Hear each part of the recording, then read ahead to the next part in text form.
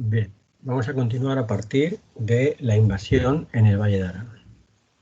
La invasión del Valle de Arán estuvo motivada por el intento del Partido Comunista, que controlaba los grupos guerrilleros en el interior de Francia, de provocar la intervención de las potencias occidentales, Francia, Estados Unidos y el Reino Unido, en España, al objeto de acabar con el régimen de Franco. De esta manera también se intentaba demostrar a los aliados que dentro de España había una oposición interior al franquismo. Sin embargo, esta invasión fracasó por el escaso apoyo y que las potencias occidentales dieron a esta invasión.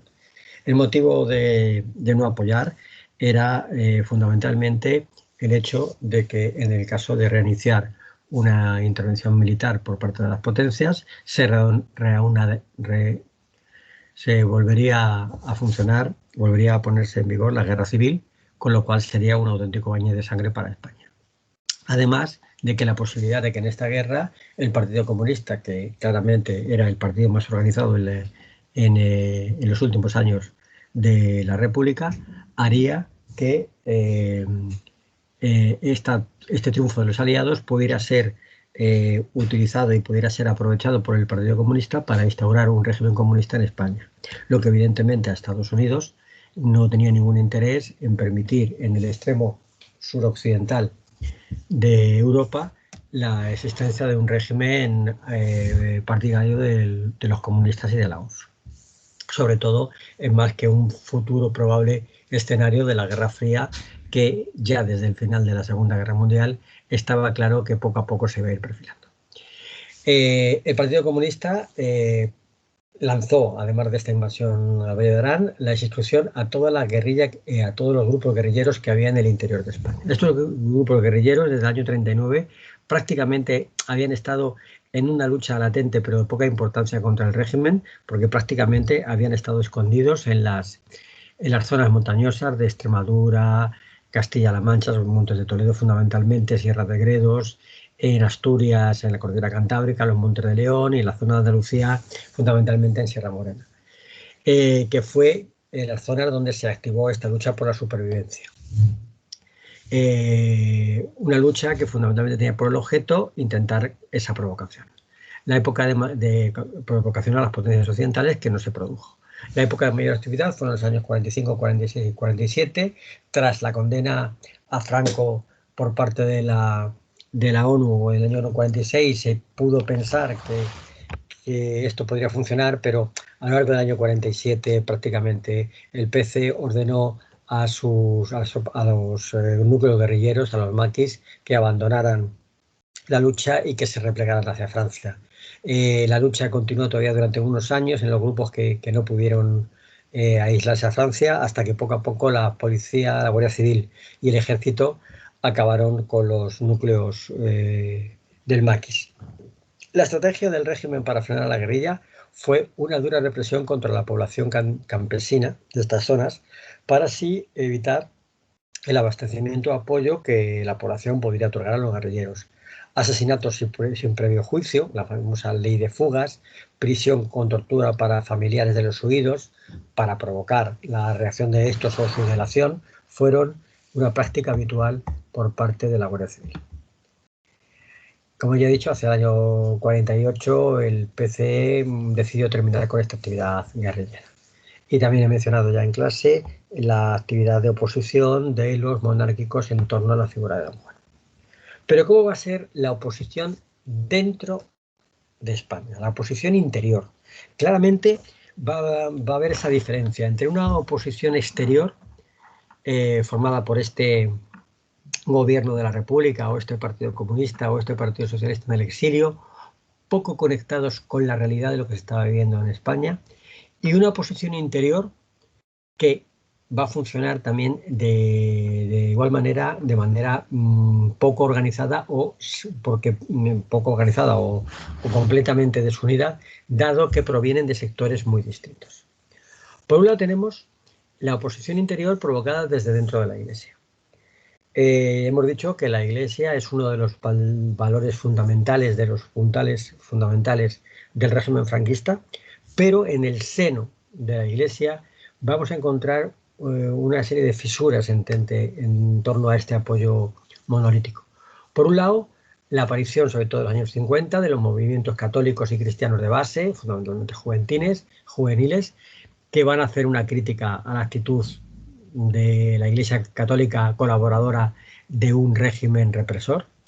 Los primeros curas, que sobre todo van a empezar curas jóvenes que van a entrar en contacto con las clases obreras en los barrios marginales de las grandes ciudades y que acabarán, estos sí, entrando un poco en contacto con el Partido Comunista, y de hecho se le van a llamar los curas obreros o los curas rojos, sobre todo en la última parte del régimen. La primera gran demostración de oposición al régimen por parte de la Iglesia va a ser desde tanto el clero del País Vasco como del clero de Cataluña. La carta firmada por 339 sacerdotes vascos denunciando el totalitarismo franquista, así como las declaraciones que a lo largo de gran parte del régimen van a hacer los sucesivos abades de la basílica, del monasterio de Montserrat, una de las cunas culturales del catalanismo, van a ser frecuentes criticando la falta de libertad que existía en España. Como he contado, Cataluña y el País Vasco van a ser las regiones donde el clero no oficial va a provocar actos de protesta contra el régimen. Incluso a partir de 1968-69, con el fin del Concilio Vaticano II, el propio Estado Vaticano va a intentar trasladar al régimen la necesidad de una apertura y de un cambio un poco más amplio. El nombramiento, ante la negativa de Franco a estas cosas, el Vaticano, sobre todo con el pontificado primero de Juan XXIII y después de Pablo VI, va a nombrar a figuras, como obispos en España, a personajes de talante liberal, como lo fueron Monseñor Añoveros y el cardenal Enrique de Arancón. Otro aspecto, y posiblemente el más importante de todos, fue el de la oposición obrera. A lo largo del desarrollismo, y pese a las mejoras en las condiciones de vida de gran parte de la población,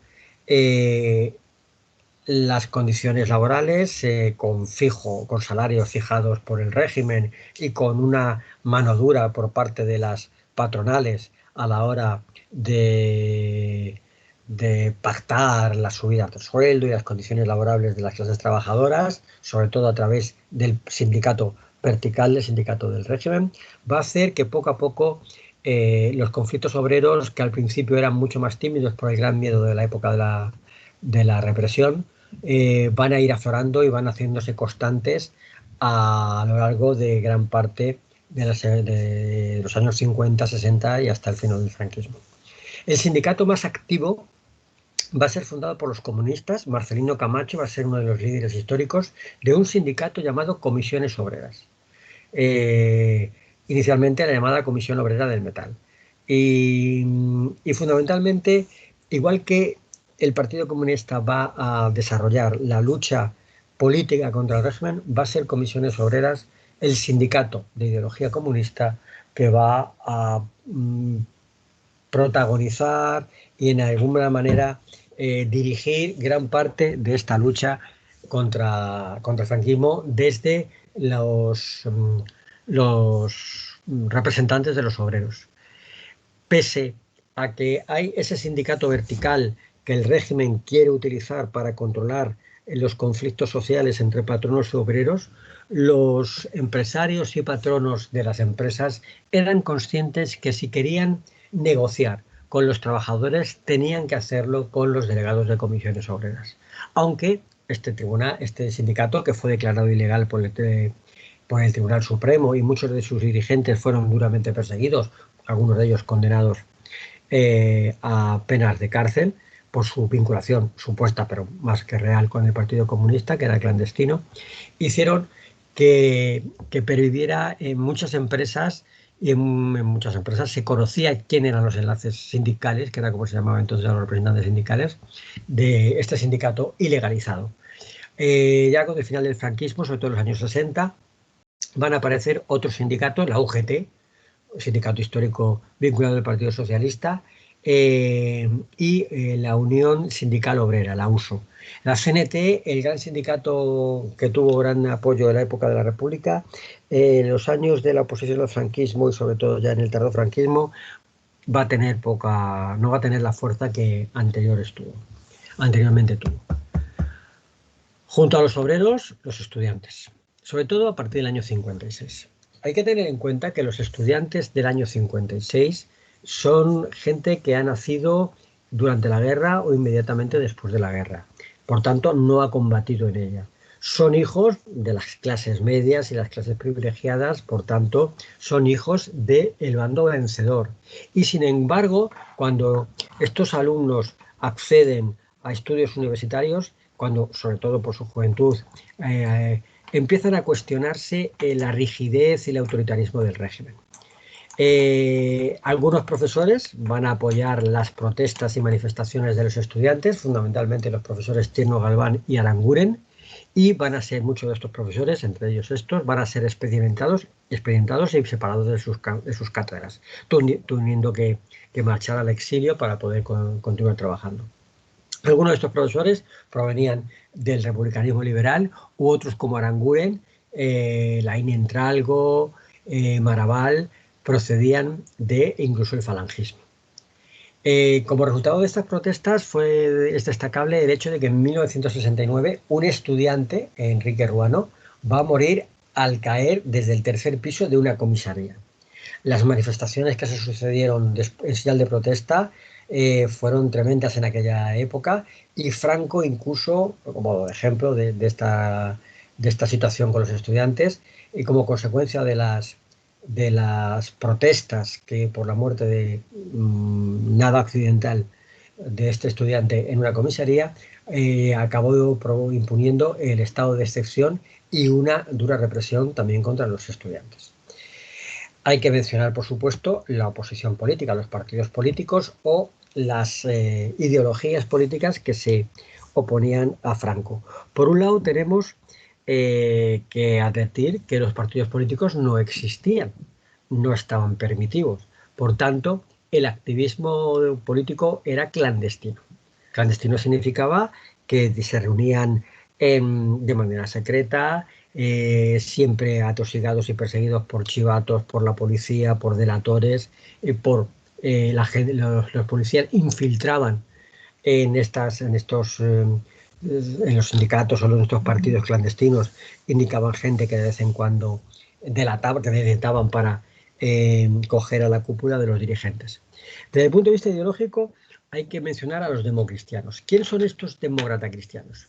Son gente del régimen, son gente que han ganado la guerra, que han luchado incluso desde la guerra. Hay que destacar al abogado José María Gil Robles, recordad, el histórico dirigente de la CEDA en la etapa republicana, o Joaquín Ruiz Jiménez, que llegó a ser hasta el año 56 ministro de la sección del sector falangista del propio Franco. Otros dirigentes falangistas de primera hora, como Dionisio Rizbuejo, a partir de los años 45-46, inicia también una oposición al régimen, aliándose con estos sectores demócrata cristianos. Estos personajes se les llama demócrata cristianos porque también tienen un sesgo importante de esta influencia del cristianismo liberal, que en otras partes de Europa van a dar partidos de centro-derecha. Pues estos dirigentes van a intentar y van a focalizar la oposición al régimen, pero desde el interior. Son gente conocida, no están en la clandestinidad, aunque de vez en cuando son sometidos a detenciones, a requisa de documentación, e incluso en alguna que otra ocasión, como luego veremos, como consecuencia del contubernio de Múnich, serán detenidos e incluso desterrados o exiliados. El Partido Socialista, uno de los grandes partidos de la época republicana, con tradicional arraigo en las zonas de Asturias, País Vasco, Madrid y Andalucía, fundamentalmente Sevilla,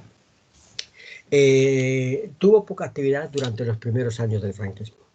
Poco a poco va demostrándose en el histórico Partido Socialista una división entre el PSOE del exilio y el PSOE del interior, que va a culminar con el Congreso de Toulouse en 1972, Toulouse, una ciudad francesa, en la que claramente el partido se extendió en dos. Por un lado, el PSOE renovado, es decir, el PSOE del interior, dirigido por representantes de Andalucía o de Sevilla como Felipe González, de Madrid como Perces Barba o del País Vasco como Enrique Mújica.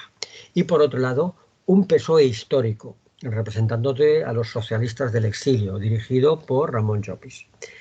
El PSOE renovado va a ser el que va a llevar la batuta y el que va de verdad en los últimos años del franquismo a plantar cara a este, e incluso en el Congreso de Suresnes, otra ciudad francesa, en 1974, Felipe González, el luego futuro líder del socialismo, va a ser nombrado secretario general del PSOE.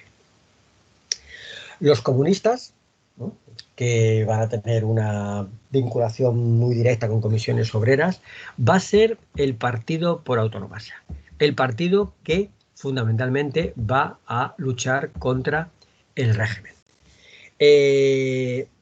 Fijaros además que uno de los principios ideológicos del régimen es el furibundo anticomunismo. Por tanto, todo lo que es una comunista va a ser tratado con extrema dureza. Durante la represión, los dirigentes comunistas van a ser objeto de dura represalia, detenciones, ejecuciones sumarísimas, y los dirigentes del partido, evidentemente, Dolores Ibarruri o Santiago Carrillo, los grandes dirigentes del mismo, tuvieron que vivir en el exilio. Entre los dirigentes del interior, clandestinos también, entrando y saliendo desde Francia a España, dirigiendo las operaciones del partido contra el régimen, será un dirigente histórico, Jorge Semprún. También incluso dentro del comunismo va a haber esta división entre el comunismo del exterior y el comunismo del interior. De hecho, la escisión de Jorge Semprún dentro del partido se va a producir al detectar y al denunciar ante el partido el desconocimiento que la gente del exterior, Santiago Carrillo principalmente, tenía de lo que estaba pasando en España. Sobre todo fue como colofón a la convocatoria por parte del partido a una huelga general en el año 1956, en la que el partido creía que esa huelga sería secundada por toda España y que en toda España sería un éxito, lo que provocaría también que el régimen se resquebrajara. Los dirigentes comunistas del interior eran conscientes de que esta actitud y este sistema de lucha de huelgas generales poco éxito iban a tener ya en la España de finales de los años 50. Y como así fue el fracaso de aquella huelga general. Sin embargo, los comunistas no van a extinguirse fundamentalmente por la estricta disciplina que los comunistas tienen hacia el partido, ¿no?, y obediencia ciega hacia el partido, y la fortaleza institucional que dentro de la ideología comunista va a tener el partido como tal. Sí va a surgir una fuerza, en los años 58, entre el 58 y el 69, una fuerza de carácter liberal de izquierdas, no socialista en principio, que sería el Felipe, o Frente de Liberación Popular, conocido por las siglas FLP, es decir, el Felipe. Aglutinó en parte esta oposición de izquierda republicana, ni comunista, ni socialista, ni anarquista. También va a sufrir una dura represión y a finales, sobre todo a partir del año 69-70, la mayor parte de los componentes de esta tendencia liberal izquierdista acabarán integrando las filas del Partido Comunista de España, cuando también a principios de los años 70, el PCE va poco a poco abandonando la línea prosoviética, acercándose a un comunismo de tipo italiano con el llamado modelo eurocomunismo, un poco alejado de esa línea dura prosoviética, o también y sobre todo, fundamentalmente, gran parte de ellos al PSOE. La oposición nacionalista, pues evidentemente Cataluña y el País Vasco van a ofrecer un enfrentamiento interesante al régimen. En el catalanismo político va a haber distintas ideologías. Los comunistas van a formar un partido clandestino llamado el Partido Socialista Unificado de Cataluña, y que va de alguna manera a ser un partido importante en la lucha contra el régimen en Cataluña. Junto también, y no nos abandonamos, la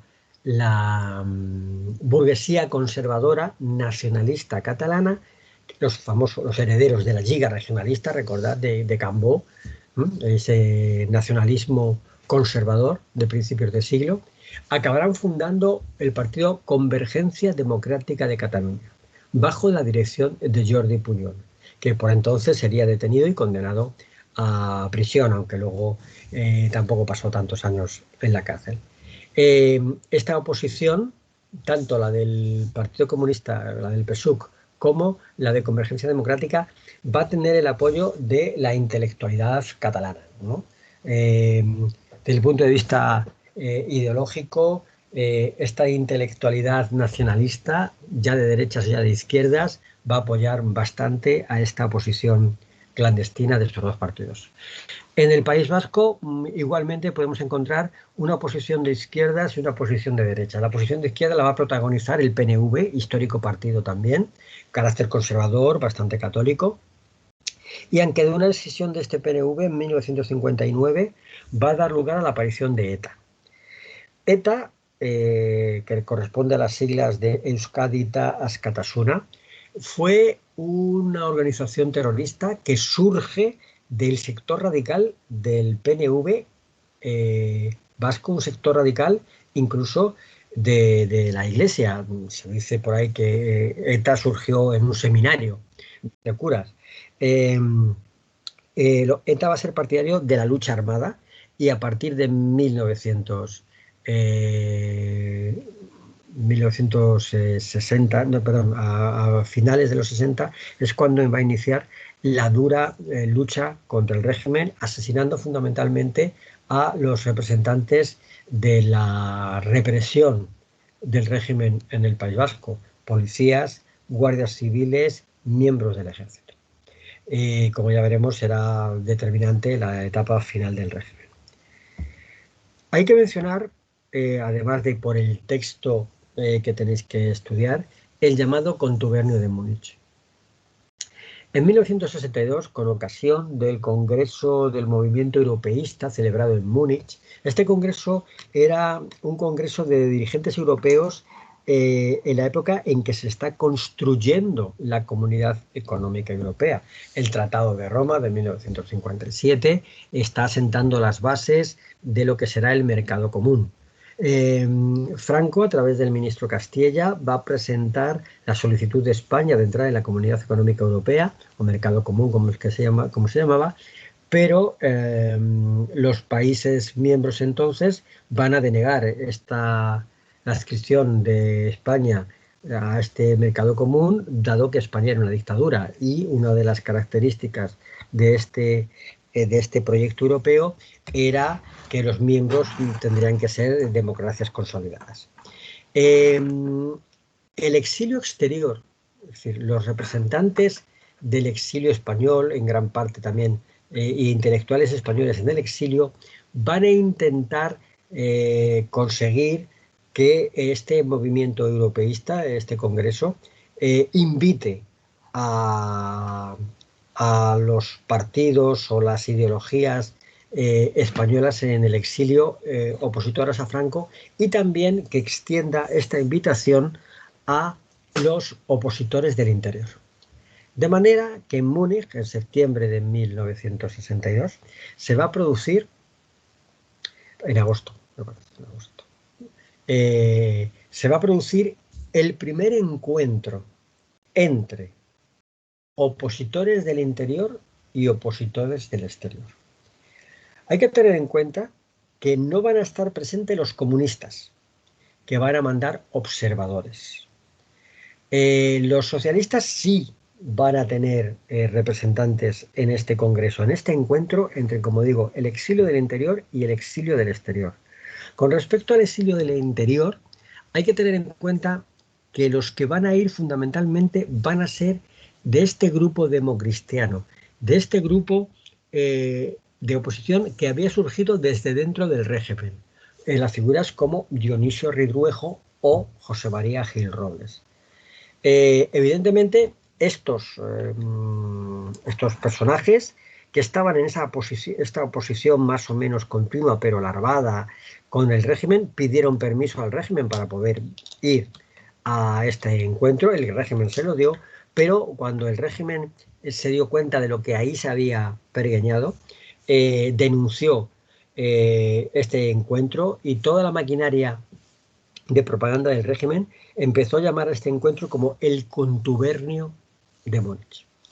A los participantes de este congreso, que luego volvieron a España, es decir, que no estaban en la clandestinidad, a muchos de ellos se les exigió entre el destierro o el exilio. El destierro significaba que tenían que irse, dejar de salir de Madrid o de la capital donde vivieran, e irse a zonas como Canarias, Mallorca, alejadas, y donde no se les prohibía el contacto y se les vigilaba el correo y la gente que se relacionaba con ellos, como fue en el caso de Dionisio Redruejo, o el exilio, como fue el caso de José María Gil Robles, que no pudo volver a España hasta unos años después, porque si no iba a ser detenido.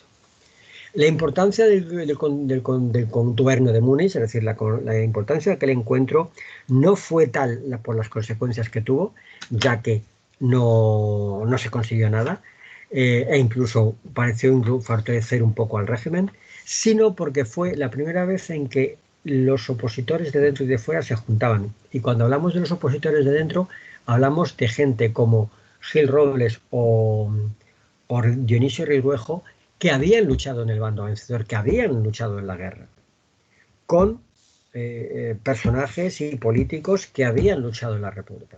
Salvador de Madariaga, que era de alguna manera un intelectual que en aquel momento presidía el gobierno de la República, o más tarde llegó a ser presidente de la República en el exilio, llegó a decir que la guerra civil se daba definitivamente por terminada después de esta reunión, en la que, como digo, vencedores y vencidos, opuestos al Franco en el caso de los vencedores, eh, se habían sentado a hablar de cómo podía ser el futuro de España. Y ese futuro de España, evidentemente, era con un régimen democrático.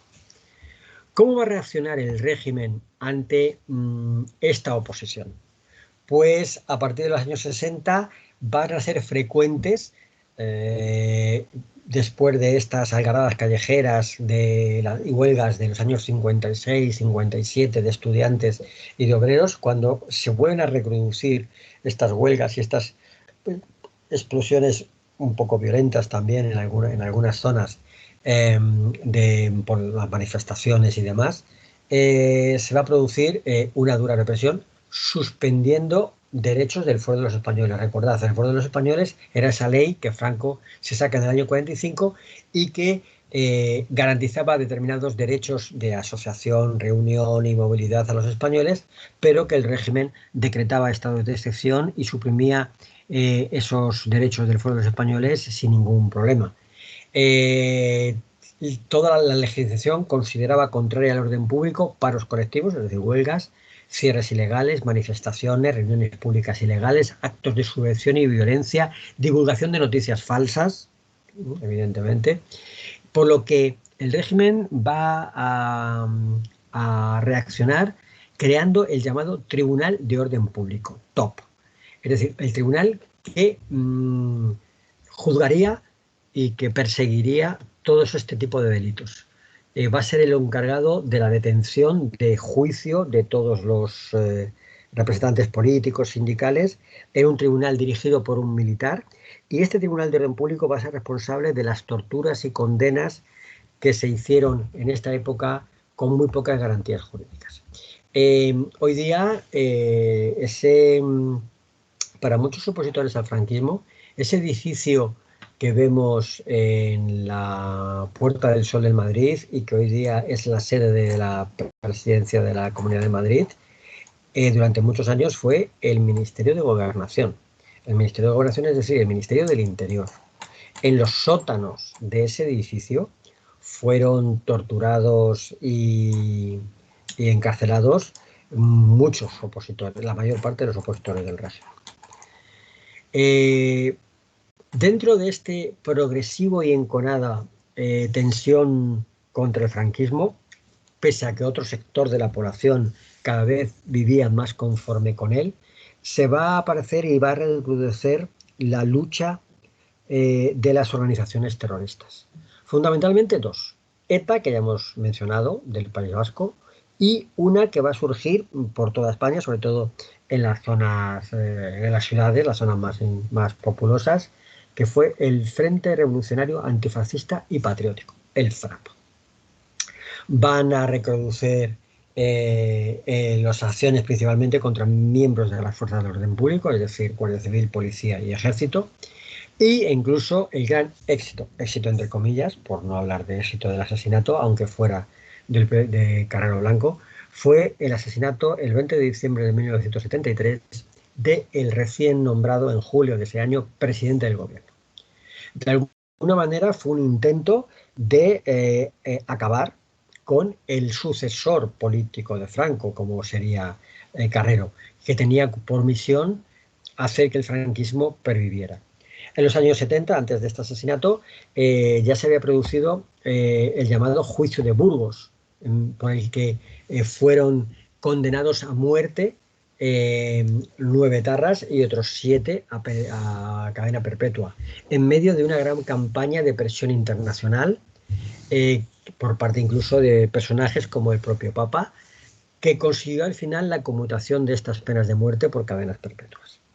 En 1974 va a ser detenido el anarquista Salvador Puig-Antich, acusado de haber participado en el robo en una sucursal bancaria en la que murió un policía y fue condenado en un juicio con pocas garantías procesales y fue condenado a morir ejecutado a garrote vil.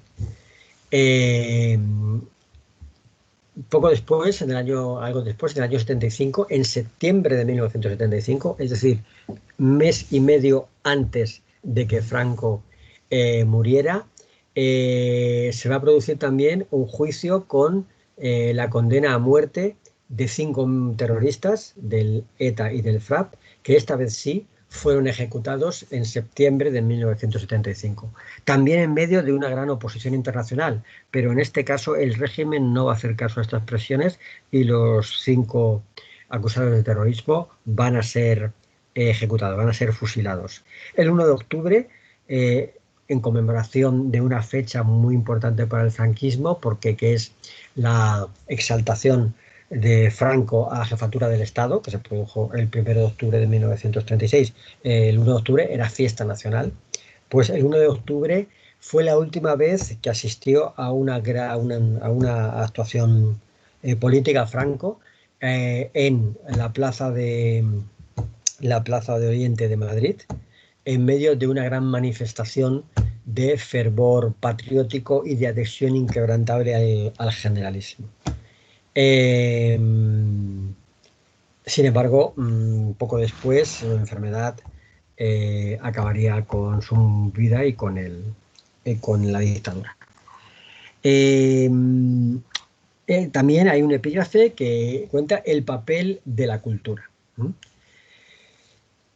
En la época republicana, a partir de los años 25, 26, 27, hasta prácticamente la guerra, en el campo cultural se ha llegado a hablar de la edad de plata de la cultura española, ¿vale? Recordad, todavía es la época de producción de los grandes autores del 98, Unamuno, Azorín, Antonio Machado, Pérez de Ayala, como la gran generación del 14, Ortega y Gasset, Azaña o la generación del 27. Muy vinculadas al regeneracionismo, a la institución libre de enseñanza, etc. Habían alentado la modernización de España, su orientación hacia Europa, etc. La mayor parte de los intelectuales de estas generaciones vieron truncada su obra intelectual con la llegada de la guerra y con la dictadura. La dictadura que va a provocar todo lo contrario a ese regeneracionismo y modernización de España por vía de la educación, sino en ese sentido va a ser mucho más reaccionario, culturalmente mucho más pobre E intelectualmente, por mucho que haya algunos que digan que España no fue tal páramo cultural, la verdad es que lo mejorcito de la producción cultural española va a estar en el exilio. E incluso elementos de la ciencia. Posiblemente el científico más famoso que tenía España, Severo Ochoa, tuvo que salir, tuvo que irse a Estados Unidos a trabajar. España además va a quedar inmersa en un ambiente de censura, vigilancia, adoctrinamiento, mitad frontista, mitad católica, ¿no? Que, como digo, va a convertir a España en los años 40 y 50, a excepción de lo que se produzca en el extranjero, como un páramo intelectual. Racionalismo, liberalismo, marxismo van a quedar prohibidos por considerar que eran elementos antiespañoles. Solo los que estaban a favor del régimen pudieron desarrollar su labor intelectual. Y los profesores universitarios muy controlados. El régimen va a hacer una función de propaganda muy grande, pero una función de propaganda sobre todo a través del nodo, que habla de las grandezas del régimen, pero no va a haber un elemento y un sustrato intelectual que apoye en gran medida esta propaganda en mucho más de menos nivel cultural que va a desarrollar el régimen. Con los años finales de los 50, principios de los 60, con ese desarrollismo va a haber una serie de factores que van a, toda a partir de los años 50, como os he dicho antes, con esa rebelión estudiantil, sí se va a producir un cambio en el panorama cultural español. Primero, las nuevas generaciones, la gente de los años, la gente joven de los años 50, 60, no han vivido la guerra. La guerra para ellos es una experiencia lejana, convulsa, dramática, pero no la han vivido en primera persona. Y sobre todo, la gente de las élites que pueden empezar a viajar muy poquito, van a acercarse un poco más a las tendencias que vienen de Europa. También es cierto que el régimen, sobre todo con la llamada ley de prensa, va a favorecer cierto aperturismo y van a aparecer una serie de publicaciones. Ya existía La Codorniz, que era un semanario gráfico, sobre todo con dibujos, viñetas, de humor muy crítico, fue cebo de la censura, y otras publicaciones como Cuadernos para el Diálogo o Triunfo. Eran publicaciones donde los intelectuales que vivían en España en una situación de semiclandestinidad, unos, o de cierta tolerancia con el régimen, otros, escribían artículos cargados de cierta denuncia social, en algunos casos burlando muy inteligentemente la censura para que la censura no las detectara. Censura, por otro lado, muy centrada en los temas morales, dirigida fundamentalmente con gente con poca preparación intelectual, y gran parte de ellos eran sacerdotes o ex sacerdotes, con lo cual lo que importante era si se hablaba de las cuestiones relacionadas con el sexo, más que con una política que muchos de ellos ni entendían. La recuperación económica, sobre todo también el baby boom, y va a provocar un poco la masificación de los centros educativos, tanto de enseñanza media. Daros cuenta que hasta los años 50 la mayor parte de la gente de las clases trabajadoras ni siquiera hacían la enseñanza media, el llamado bachillerato. Cuando acababan las primeras letras, ni siquiera llegaban a lo que se llamaba bachiller elemental. El bachiller elemental acababa en lo que hoy día es segundo de la ESO, y muchos ni eso no tenían. En 1970 aparecerá la Ley General de Educación, que introduce los estudios de primaria con la EGB, ¿no? Primaria y después EGB, que llegaría hasta los 14 años, empezando el bachillerato con los 14 años, y que era prácticamente el régimen de enseñanza obligatoria, ¿no? Enseñanza general básica. Pero esta ley es de 1970. Pues como digo, poco a poco los alumnos de las clases trabajadoras y de las clases medias empiezan a ir a la universidad, incluso los hijos de las clases obreras. Los estudiantes ya cada vez que se creen menos esa propaganda oficial machaconamente que repiten los medios controlados por el régimen, los periódicos, El Nodo y determinadas películas también muy afectas al régimen, y va a aparecer poco a poco una cultura alternativa, dirigida fundamentalmente por escritores, ¿no? Novelistas, la llamada nueva literatura social española. Tenéis que citar, si os preguntáis esta pregunta, Rafael Sánchez Ferlosio y su obra El Jarama, Miguel Delibes con su obra, por ejemplo, Los Altos Inocentes, o La sombra del ciprés es alargada, o 5 horas con Mario, Carmen Martín Gaite, autora de Nada, poetas como Blas de Otero, autores de teatro como Antonio Bueno Vallejo, filósofos como Julián Marías, que se va a caracterizar por ser el heredero más fiel de la filosofía de Ortega, Antonio Tapies en pintura, Chillida en escultura. Y además en España se empieza a leer de manera semiclandestina, porque muchos de estos autores no podían publicar en España, sino publicaban en editoriales mexicanas o argentinas, pero luego de manera clandestina empezaban a leerse sus obras en España, como Ramón J. Sender, Rafael Alberti, María Zambrano. En cine va a ser muy destacada la obra de Luis García Berlanga y Juan Antonio Barlén, que van a trabajar juntos y van a hacer una serie de obras de crudísima crítica al régimen, pero películas, es decir, pero ojo, películas con una gran inteligencia, porque eran películas que tenían que superar la censura, ¿vale? Y conseguían, haciendo películas costumbristas que parecían que eran películas amables, comedias, como la más famosa Bienvenido Mr. Marshall, El Pisito, donde se criticaba brutalmente la escasez de pisos, de viviendas que tenía España con respecto a la población que estaba aumentando y que venía del campo a la ciudad. El Cochecito, también, otra obra muy interesante de estos autores. Un poco posterior, en los años finales del régimen, aparecerán un cine crítico mucho más serio, mucho más intelectual, menos comedia, más o menos protagonizada sobre todo por el director Carlos Saura. En el panorama musical, y sobre todo a través de las bases americanas, de Rota, Torrejón, va a entrar la música americana. Van a entrar poco a poco después los Beatles, el pop francés, y se va desarrollando un potente pop español bastante alejado de la música tradicional española.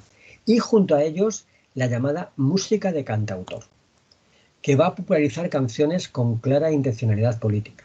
En Cataluña, estos cantautores se van a combinar en la llamada Nova Cançó, donde van a denunciar fundamentalmente la represión y la dura. Van a reivindicar fundamentalmente y van a cantar en catalán. Es famoso que en 1969, me parece que fue cuando Maciel ganó Eurovisión con el La La La, esa canción primero estaba destinada a que la cantara Joan Manuel Serrat. Sin embargo, Serrat dijo que él la cantaba pero en catalán. Y el régimen, defendiendo su españolismo a ultranza, negó y vetó durante muchos años a Joan Manuel Serrat en la televisión española. Además, van a empezar a proliferar librerías en las que inicialmente de manera clandestina, un poco siempre era interesante en estas librerías la parte trasera, la trastienda, donde el librero vendía las publicaciones de autores marxistas, autores españoles del exilio y autores extranjeros de clara afiliación política izquierdista.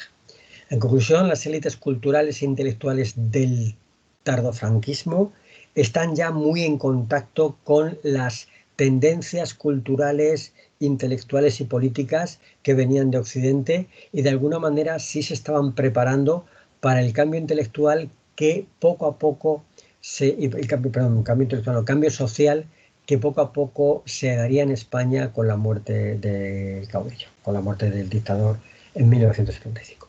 Y con esto pondríamos fin a este epígrafe 11.3.